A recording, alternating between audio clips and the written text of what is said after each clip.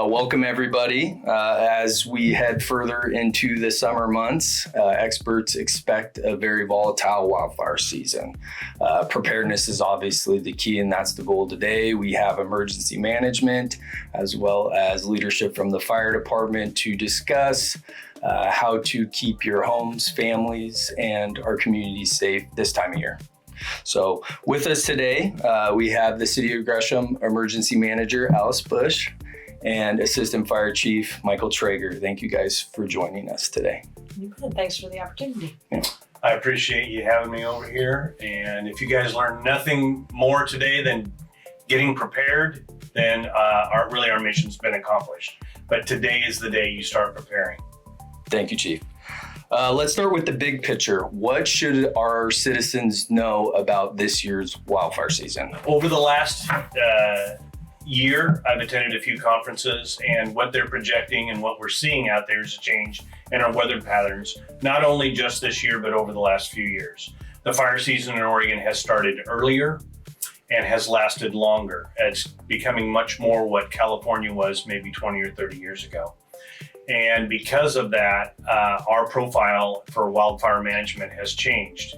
When I started with Gresham Fire, you might have went on a brush fire or two every now and then. And now any fire that we have is a potentially serious fire. And we've changed a lot of our response model to reflect that. Yeah, I would just add on that wildfires don't just impact the people that live in or near forested areas. They can impact our entire community. So a lot of us hike or camp in our forested areas, or we have loved ones who live in those areas. And when we have wildfires anywhere, even in other states, fires really far away can create pretty hazardous air conditions here for us. So everybody needs to be aware and prepared. Awesome. Yeah, preparing today is the key. Having been a veteran of many emergencies, at the time of an emergency, you're not going to be able to put all this information together and act in the way that you think that you may, because once you get put under stress, then your focus narrows and you start to miss things. So while you're nice and calm and you're thinking about all the things that you want to protect, it's a great time for you to start the first day of your plans. And that's what we all need to do. And if we all do it individually, it will impact us collectively. All right, so our citizens see our fire department responding to emergencies throughout our jurisdiction daily, right? There's a lot of things that happen behind the scenes that are training, right? So what is our agencies currently doing now to prepare for this wildfire season? Since this is not our first wildfire season that we've ever had, a lot of preparation happens, and it usually starts after the first of the year. On the state level, the Oregon State Fire Marshal's Office coordinates our responses across the state for greater fires. So if you think of how it narrows in, is we have a conflagration where the governor says this fire is out of control, it's exceeded the capabilities of any one jurisdiction or multiple, and they bring in people from around the state to do that. This year we've already deployed 3 rigs to fires across Oregon. None of them were in our area. We still have rigs that are still out there. Locally, if in Multnomah County, we have an automatic aid agreement with Portland Fire, so that no matter where a fire is, the closest rig goes. So we're always getting the quickest response that we can. We all train to the same standards to make sure that we have the right training equipment that we can handle these kind of situations. Now, if a fire exceeds our capability for us to control it, we call in mutual aid, and that's where neighboring departments like Clackamas County Fire Departments or maybe Washington County Fire Departments, they come in and they help us out. If it gets beyond that, it moves to a state conflagration. So in Oregon, we have a great system for that. Not all states are this organized, but we do have one. The problem with that is time. It takes a lot of time to get resources in here, and fires move quickly. Gresham is situated at the entrance of the Columbia River Gorge, which has a huge influence on wildfire behavior because we have some pretty predominant east winds. And if you have a 20 or 40 mile an hour wind that's pushing a fire, you have a fire that's jumping out ahead of itself and can very quickly, given the right fuel conditions and time of year and time of day, can kind of get out of control of any fire department. And that's where we all come in. If we all consider ourselves a member of the fire department at our level, we can help so that we can be more resilient and make that response even more effective. Just to add on to that, I'd say there's pre-planning is super important. Like Chief said, fires move really fast and it doesn't give you a lot of time to be thoughtful about your response. So the city itself, we work regularly with county, regional, state, and local organizations and partners to do pre-planning. There's some new technological tools out there available for us that are helping us identify areas that we can designate as an evacuation zone. We're just starting that process. We'll be working with community organizations to take a look at what we come up with and have lots of conversations about the different levels of evacuations and what they each mean so that our community can really make good decisions about when they choose to evacuate. Everybody has a different risk tolerance. And then everyone has different needs. So sometimes if you have a lot of animals, or if you have a disability, or if you have kids that are out playing, it takes us different times to gather our loved ones together and get out of an area. Not all of us have multiple cars, so sometimes we need help evacuating. So the city of Gresham has been working with not only our public agency partners, but also with our community organizations. We have really great teams here. Different departments work with community organizations all the time. And so we're working to help our communities understand that, again, even if you don't live in a forested area, we're all at risk for the impacts of wildfires, and preparing in advance, having conversations with each other, and agreements about what we're going to do is going to be really important before wildfire strikes. So one of the most important things people can do is obviously stay informed. How can residents receive emergency alerts? Well, that's a great question. And before I answer the question about alerts, I want to talk about all of the ways that the city of Gresham and all public agencies really try and get information to their communities. We never try and push information out on just one platform. So we use lots of different strategies. So we reach out to traditional media, so TV and radio. We have social media sites that we put messages on. We have a website that we can put an alert banner on if we have something, an emergency happening in our jurisdiction. And then we do press conferences, but we also have those community engagement teams in the different departments that I mentioned earlier.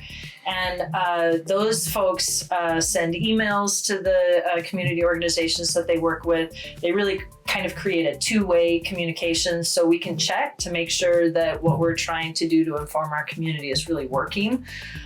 And also the community can help us stay informed about what they're concerned about, what their questions that maybe we're not answering. So being engaged with our community is super important. So to alerts. There's a couple of main kinds of alerts. One of them people are probably have heard about. It's the wireless emergency alert, but most people don't call it that. They call it a WEA. And these WEA alerts are not something that we need to sign up for or anything. They're automatically pushed to cell phones that can receive them. But there's also something called an opt-in system. And regionally, we've created a website so that it makes it really easy for community members to visit this website. And we named it Public Alerts. So it's publicalerts.org. And if you live anywhere in the 5-county area, so Clackamas, Clark, Columbia, Washington, and Multnomah, you can go to publicalerts.org. There's lots of information in there about wildfires and evacuation levels and what the different alerts are. But you can also access a site to sign up to receive alerts. And those alerts help us in emergency management send notifications to people when the threshold of sending a wireless emergency alert, which is a federal system, is too high, but we still feel like a community needs to get warned about a hazard. So anyone can sign up. And you can sign up for multiple addresses. So I have signed up for Multnomah County in my home and in my work address so that I will get alerts if anything impacts the address where I work or the address where I live. My husband sometimes works in Tillamook County. So the state has a website called OrAlert, and anyone from across the state of Oregon can go into that system and sign up to receive an alert for an address that's outside our 5-county area. So alerts they're great, but they're just one of the ways that a public agency like the City of Gresham tries to get information to the community. It's a responsibility of both a public agency as well as community members to stay informed. So if the fire department issues a level 1 evacuation notice, what that means to us is, hey, there's a hazard in your area and we're paying attention to it and addressing it, but we think you need to start paying attention also. And so when people receive that, even the lowest level of evacuation notice, it's really us asking everyone to be vigilant, tune into the news and check in with themselves and their loved ones to say, is this the level that we need to leave? Are we okay staying until there's another higher level of evacuation notice? But it is important to remember that even though there's 3 levels of evacuation, you might not get 3 notifications. You may only get the first notification, which is go now. Yeah. So being prepared in advance, like we talked about, is going to be really important. Do you think it would be a good idea for everybody in the household to sign up for these alert systems? Yes, everybody that has a cell phone should sign up for the alert. Awesome. And also to follow up on that, sometimes people are nervous about registering in a public agency. With a public agency, you don't need to use your real name.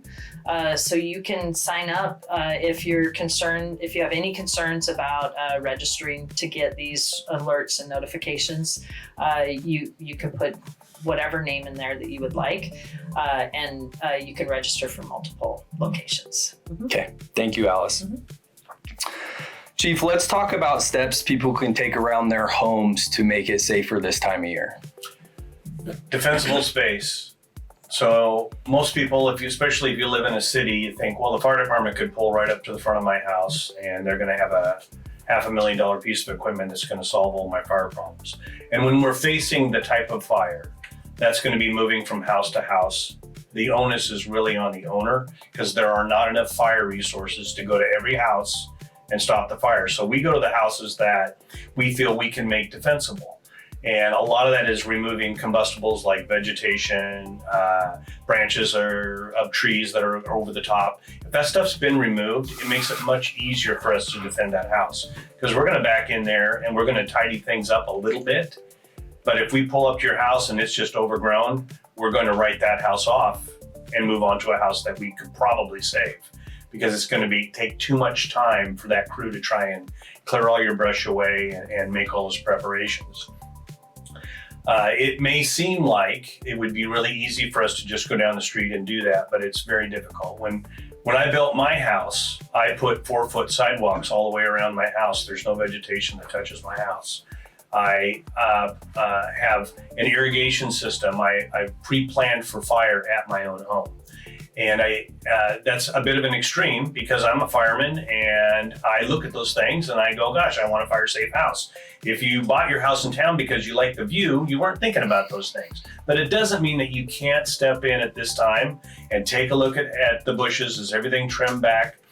if you have arborvitae anywhere near your house, I would recommend you trim them way back. Arborvitae are like standing gasoline to fires. I've been to several fires where the arborvitae are on fire between two houses, and both houses are on fire because the amount of heat put off by those. So they're great. They're great for privacy and all that. They're a pretty plant, but just keep them trimmed back and reasonable. And anything that you have that might possibly touch your house, you want to make sure you keep it cut back. All right, Chief, you have a significant history in the fire department. I know you have responded to some of these wildland fires. Can you share an experience that illustrates some of the things we just discussed and the outcome of that, please? Years ago in the 90s, I went to a fire in the state of Washington as part of a Multnomah County task force that went up there. And when we got there, we thought, this fire's kind of laying down. There isn't much going on. We went out to some houses. We talked to some people about preparing their houses. Some people did it, some didn't. And that first night was pretty quiet. And then that next morning, things started to kick up. Things changed. And we had to go down the street, and it was pretty clear that people that had heeded the warning and had made some simple improvements to their houses, we were able to stop the fire at those houses, yet houses in between would burn because we just had no ability to get in front of that fire to stop that. So you may think, well, my neighbor's house is set up really well, so they're going to come defend that house. By the way, why don't they take care of my house too?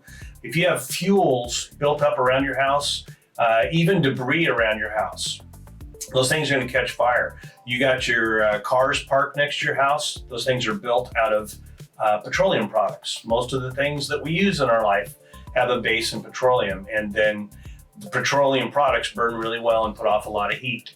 So it's not just the vegetation, it's everything that you set up. And in that case, in that fire, it was very clear to us that our efforts did save some houses. And it really illustrated and drove the point home for our people that, hey, when we go out and tell people to clear this stuff up, it's going to have an impact. And out here in East County, where we get a good, strong wind blowing, it's going to exacerbate it even more. So Alice, let's talk about family preparedness now. What should every household have in place before a wildfire season? A conversation and a robust, diverse group of friends. And I mean, that might sound kind of silly, but it is, lots of research demonstrates that our community connections or our social capital is really what helps us be resilient when there's a disaster. And it doesn't have to be difficult. Having a conversation and having a bunch of friends is something that is fun to do. And the conversations with the family, I would say during meals, you can ask, what if something happened and we were all at home? What if something happened and you were at school and I was at work? So having conversations about out-of-state contacts, meeting places, 2 routes out of your neighborhood. Those are super important, and having them as a conversation with your loved ones means that you're going to get great ideas. You're going to learn about barriers that you didn't know about. And having more than one option is something we're really familiar with in emergency management and in the fire service, but is really going to be important for family members to think about all of those kind of contingencies. The benefit of doing that is everyone becomes familiar not just with the plan, but why the plan is what it is. And then once everyone knows what the plan is, you don't necessarily have to write it down, but that might be helpful. And you certainly want to make sure you reach out to that out-of-state contact and let them know that they're an out-of-state contact. And it's interesting the way our cell phones work here in the United States and elsewhere is that when the phone systems get overwhelmed, sometimes you can call out of state and you can't reach people in our state. But then telling that out-of-state contact, to make sure that they gather the information so that when other people call to say, hey, have you heard from my son, that they'll say, yes, he is at the meeting place that you guys agreed to. The point about having a really robust group of diverse friends is also really important. That research about social capital, they found that the more people that that you feel like you can depend on, the more resilient you are. And when I was in the fire service, we used to joke that if you give a problem to a group of firefighters, you're going to get 10 great solutions. But if you give a problem to a really diverse group of people, engineers, old, young, people from different backgrounds and experiences, you'll get 1,000 solutions to a problem. The more diverse your friendships are, the more solutions and problem-solving capacity you have. Plus, which if you have a lot of friends, oftentimes you have friends that might have an extra room for your family if you need to evacuate. So diverse friendships and conversations, it doesn't have to be hard. It can actually be fun getting prepared. Awesome. And can we just hit on like an evacuation kit your family should have in the home and kind of the content you would recommend?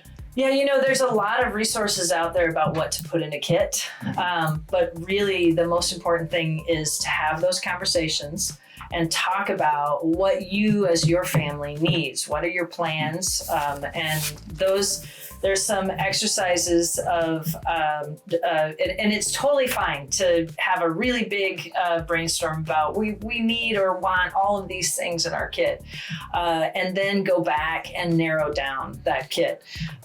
If you are fortunate enough to have a lot of friends here close by, that if you needed to evacuate, you could go stay with friends, that kit is going to look a lot different than if you are maybe new to town and don't have a lot of friends and you're going to be staying in a shelter. That kit is going to look really different. So the plan and the conversation need to come before putting stuff in a kit so that you know what to put in there. Yeah, perfect.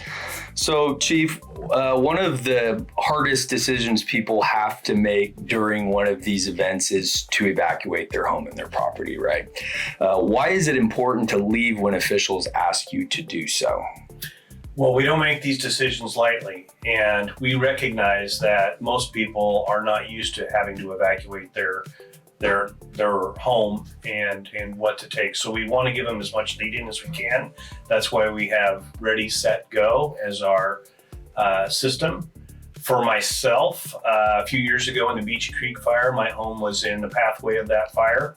And I even thought at the time, the day before, like, I'm untouchable. That thing's so far away, it's never getting here. In the course of about 6 hours, I went from hanging out on my back porch to get ready. And my daughter also lives in the area, and she went from ready to set. She had to get ready to go, right? She was loading stuff up and getting ready to move out. So even though I had my house prepared, even though I work in this line of work, I did sense that, am I really ready to go? Now, my wife's very organized and she had the truck loaded and ready to rip. But it changes things. You don't have the time to think of all the stuff. You should already have a plan of, if I had to evacuate, what would I take?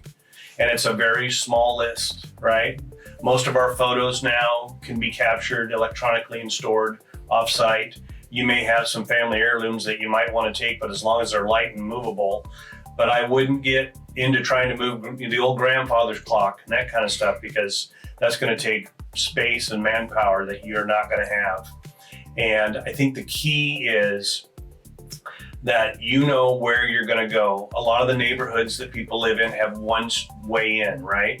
And it normally isn't impactful. We go to work and we kind of filter out of our neighborhoods and there's not a big traffic jam. But if somebody blows the whistle and says go, that your neighborhood is going to look like a traffic jam because everybody's trying to get out of there. So if you're more ready than your neighbor, one, you can help your neighbors that are maybe behind, but two, you can get out ahead of the crowd and have a plan on where you're going to meet. We do that with structure fires. We always tell families, when you get out of the house, where do you tell your family to meet?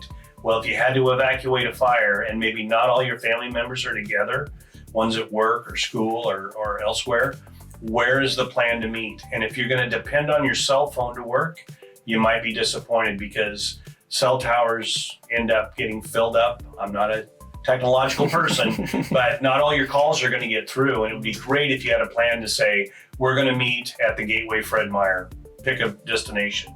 And then everyone knows, well, even if I can't get a hold of Grandpa, he knows the plan is to meet at this location. So Chief, can you share a moment that has left a lasting impression on you in regards to a wildfire fire event? Yes. Yeah. The most lasting one, I spent a couple years on a 20-person hand crew. And you spend a lot of time in the woods in those deals. And I think about at the time in the 80s, this was not a suburban or urban problem. I never got close to a town other than to eat food and sleep. And now I'm seeing, as I've been deployed out to these fires, the fires are literally knocking on the door of the communities and blowing through towns.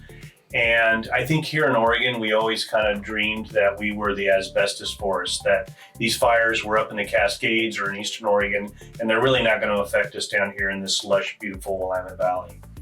And that is not the case anymore. And having been a lifelong Oregonian and spending a lot of time in the outdoors, I'm an avid outdoorsman. I love camping and all that. It's amazing to me how I can even smell the difference of the valley, that it's much drier. It is not as lush. People in Oregon are so used to gardening and having so much vegetation around their house because we have a lot of water.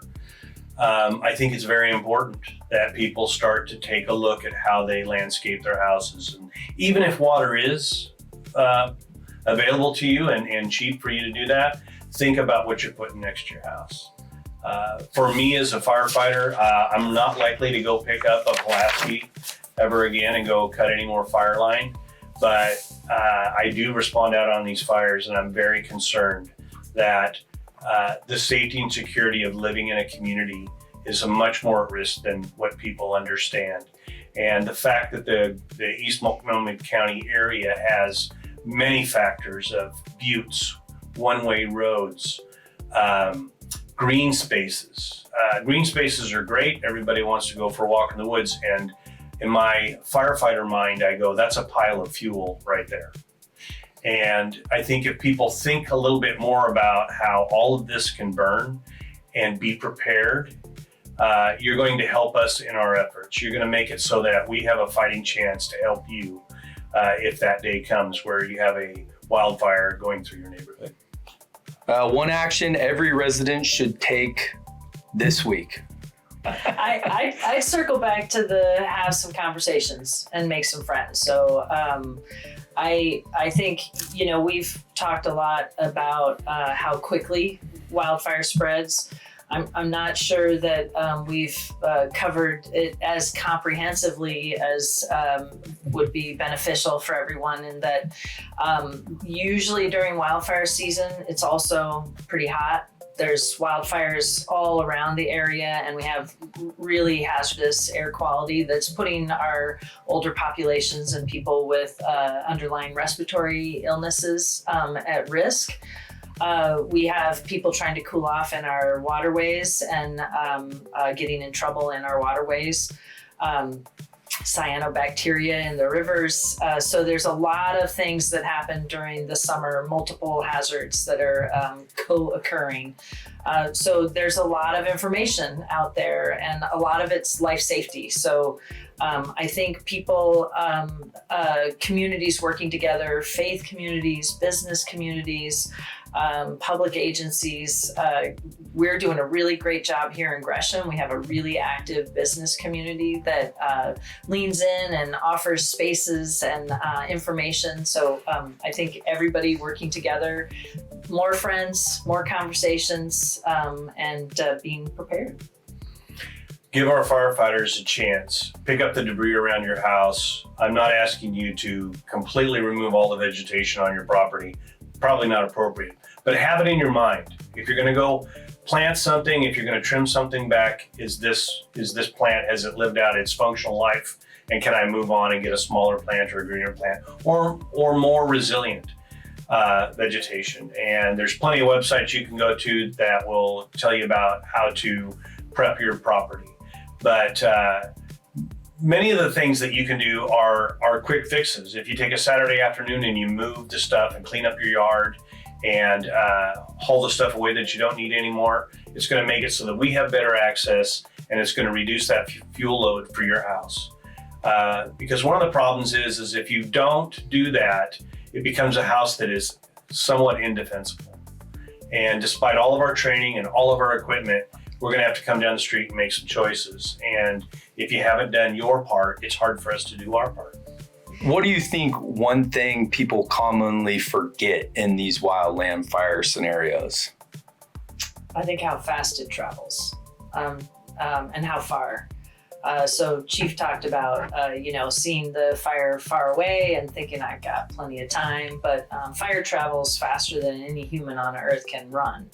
And it can come up on you much faster than people think. So you don't have as much time as you think you do, and it's going to take longer to get out than you think it will. Yeah. So on top of that, I would also state we live in a society where I think people feel they can call 911 and within a few minutes a fire rig's going to show up and everything's going to get better. Imagine that size of a fire where resources are limited, and then pile upon that everyone's trying to leave the neighborhood while we're trying to get into the neighborhood, and how that's going to reduce our response time into your neighborhood, which time is the key. Fires will essentially double in size in 60 seconds. It's amazing how quickly fires can grow. And we usually spend most of our lives and we're not affected by fire unless you're in my line of work. And I would argue that most of the people that I deal with post-fire would agree that, like, I had no idea that this could go. I turned around and there was nothing there, and then 30 seconds later my house is on fire. So it is a critical element that you be prepared. Prepare your home ahead of time and have a plan. If you get that, if the bell rings and they say it's time to go, it is time to go. Do not delay, do not stay. I just want to thank both of you guys for your time today. You've provided a lot of great information to our community members who are going to be watching this video. Obviously, preparedness is the most important key here, right? We can't prepare when we see smoke. This is really a year-long commitment to our community members to make sure that their homes, their families in this community is the safest place it can possibly be, right? So appreciate your guys' insight today. Thank you for joining us. Be prepared, stay safe out there. Thank you for having us. I appreciate it.